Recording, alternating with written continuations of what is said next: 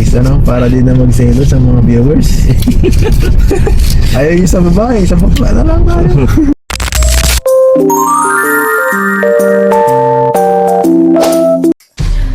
Papa Edge, kapwa lalaki na lang daw ang kanyang mamahalin.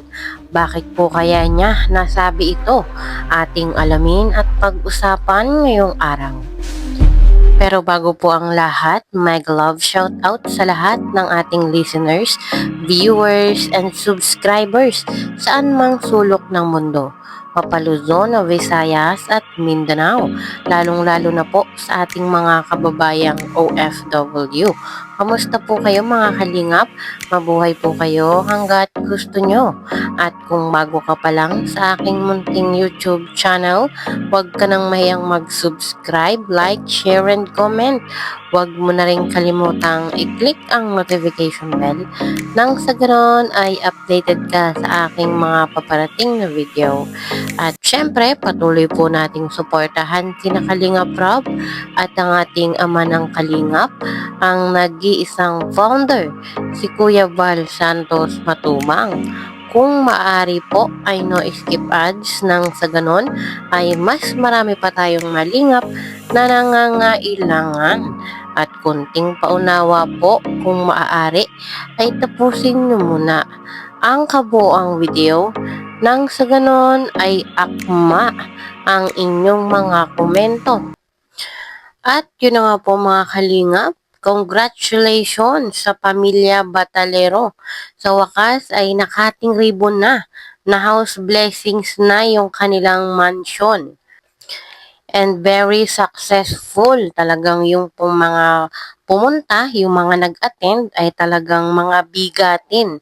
Marami po din sa ating mga sponsors, sa ating mga supporters ang nagpunta doon para po masaksihan mismo yung house blessing sa bahay ni Viancy. Nakakatuwa at nakakataba ng puso. Sa wakas ay na-turn over na rin yung bahay. After house blessings ay marami pa pong dapat abangan. Hindi pa po doon natatapos ang mga sorpresa, ang mga pasabog doon sa bahay ni Viancy. At kung alam nga po natin, marami po sa ating mga sponsors ang talagang willing na tumulong pa para po mas gumanda, mas mapaayos ng maayos yung bahay. At aminin man po natin o hindi mga kalingap ay talaga pong nagbe-benefits ang EDC sa isa't isa. Alam naman po natin kung ano yung kanilang narating ngayon. Ano po at talagang masasabi po natin na napaka-successful ng kanilang love team. Sa madaling sabi, kung wala si Viancy at si Papa Edge ay walang EDC. At talaga nga pong kinagigiliwan ng masa ang EDC. Marami pong sumusuporta at habang tumatagal ay parami ng parami yung nagmamahal sa kanila. Bukod doon ay alam naman po nating lahat na talagang ingat na ingat si Papa Edge kay Viancy. At ganun din naman po si Viancy. Alam naman po natin na kahit po hindi nila ipagsigawan sa buong mundo, nararamdaman natin na talagang mahal nila yung isa't isa. Lalo na po nung mga nakaraang buwan, alam naman po natin na talagang dumanas ng mga pambabatikos, pambabash ang EDC. Halos hindi na makaya ni Papa Edge yung mga pambibintang sa kanya. Halos sumuko na. At alam naman po natin mga kalingap na hindi sa lahat ng pagkakataon ay malakas tayo. Merong mga pagkakataon, may mga oras na mahina din yung ating loob. So tulad po ng EDC ni Papa Edge, talagang pag-stress ka, marami kang iniisip, may mga pagkakataon talaga na maiiyak ka na lang. Lalo pa nga po at nasa mundo sila ng social media at lalo pa nga po at sikat sila. Kilala po talaga kaya po talagang hindi maiiwasan na minsan ay talagang nakakaiyak na lang yung mga pambabash. Kaya malaking factor po talaga na naandyan ang EDC para sa isa't isa.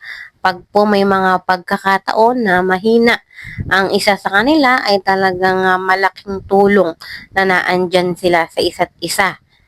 Kaya naman bagay na bagay talaga silang dalawa. Isang matured na talagang mag-isip at isang medyo bata pa.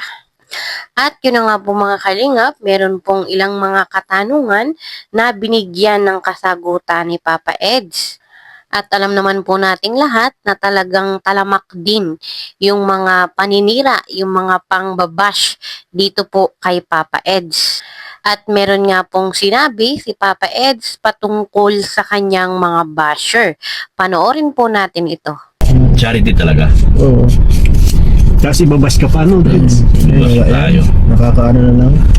Nakaka-dismiss. Pero yung una talagang mga dami mong naging baser, ano sa Rina or sa, Sa Rina, halos sa mo ko si Ido doon. no? Pero yung kay Biancy, parang ano na eh. Wala na eh. Ay, sanay na ako. Sanay ka na, ang dami mo nang pinagdaanan. Wala na yun. Pero dito ang mas maraming silausa. Ay, wala na dito. No? Wala ka rin ako, kaya rin ako kasi wala eh. Wala akong masyado at okay lang kahit anong gawin.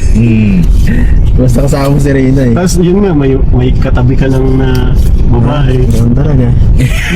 Pag gwapo ka, pag sisilosan ka. Pag ibig sabihin gwapo ako po, ay salamat po mga kalingap. Problema natin talaga yung mga ganyan, ano? Oo eh. Si Preda na lang sasama ko lagi sa vlog ko. No?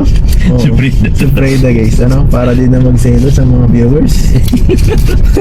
Ayaw yung sa babae, sa bakla na lang tayo. Mga pati yun, sa silusan na yun. Pero sigurado siya yan. Pero sigurado, minsan may mga sinto-sinto yung iba eh. Hindi naman lahat daw. Meron pa rin talaga Oo. siselos. Oo. Kasi yung iba kasi guys, ano eh, masyado nilang ikinukumpara nila yung mga kanilang mga sarilis masyado sa atin eh. Iba naman tayo eh. Saka yung kanilang mga Buhay-buhay. yung mga nakagisnan, yun ang pinaka ano eh. Nire-relate nila sa tao ngayon. Siya nga, ano, Hindi pwede. parang Hindi mo pwedeng iganon ang mga tao ngayon. yung buhay nila, Gusto mo- halimbawa, nagloko yung asawa niya, parang ikaw ba, parang sa'yo, pinapasa. Oo, pangit. No? Oo. Parang, ay si Biancy, kawawa naman si Biancy at niloloko lang ni Edo. Sabi ko, bihira tong mga tao na to. Oo. Paano kaya nila nalaman na Yeah. magkakasama ba sila dito? Hindi nila pwedeng yan yung kanilang nakagisnan sa atin. Parang yung buhay, Parang, ang pangit. yung buhay nila, parang kinokonek nila kay Biancy. Ano, Oo, parang parang yung parang na-experience nila. Sa mga bilang parang sinasakal ka nila ng kala mo nakakatulong sila pero hindi naman talaga. Alam ko lang sila pero so huwag naman masyado. Alam naman po namin